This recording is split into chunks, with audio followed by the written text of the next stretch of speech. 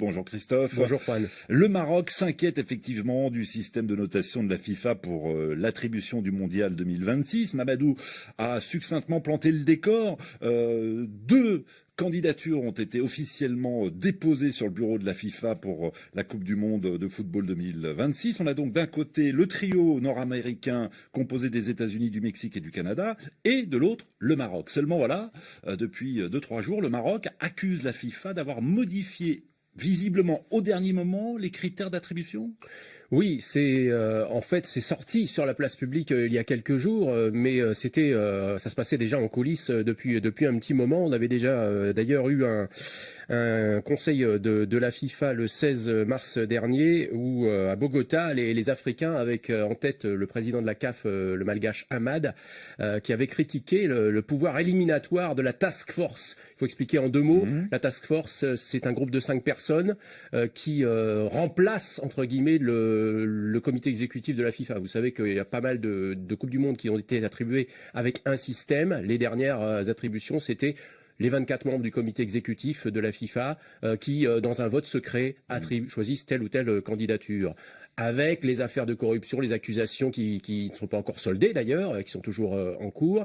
Et donc, la nouvelle FIFA, le nouveau président Gianni Infantino, ont voulu modifier ça. On a mis en place un nouveau système qui se veut plus transparent, plus clair, avec donc un groupe de 5 personnes qui s'appelle la Task Force. C'est ce groupe dans lequel on trouve un juriste suisse éminent, l'ancienne vedette du football croate Zvonimir Boban. C'est ce groupe qui va mener les visites d'inspection. Ça va se passer d'ailleurs dans les jours qui viennent. On va retrouver ces 5-là sur le terrain, aux Amériques, pourrait-on dire, pour regrouper la candidature United 2026, et ensuite à la mi-avril au Maroc.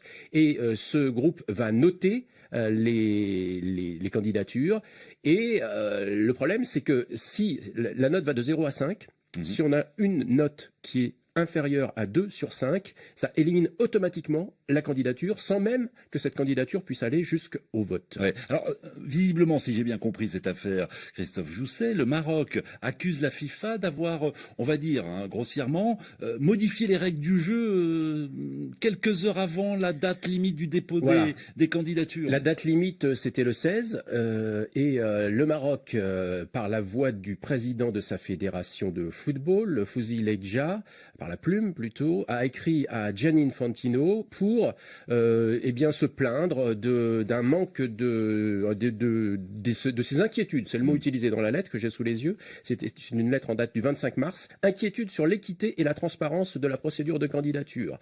En gros, pour résumer, Fouzi Legja dit que la FIFA a introduit des nouveaux critères et qu'on a modifié d'autres, et que pour l'évaluation, et que ces modifications n'ont été portées à la connaissance du Maroc que 2 jours avant la date limite.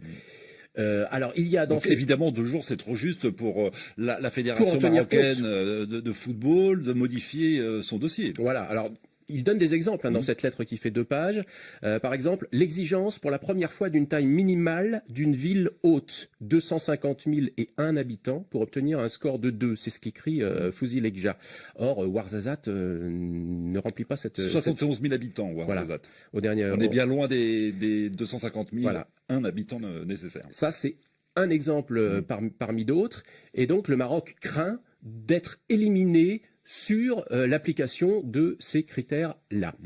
La FIFA a répondu par la voix de son porte-parole à media24.com en disant en gros que les Marocains n'avaient pas bien compris, si on lit entre les lignes, n'avaient pas bien compris que ce n'est pas parce que dans un dossier de candidature, on a un aéroport qui est à plus de 90 minutes de la ville haute, par exemple, ça c'est un des reproches qui est fait par les Marocains, que ça va donner forcément une note éliminatoire. Donc la réponse de la FIFA, par la voix de son porte-parole, est rassurante.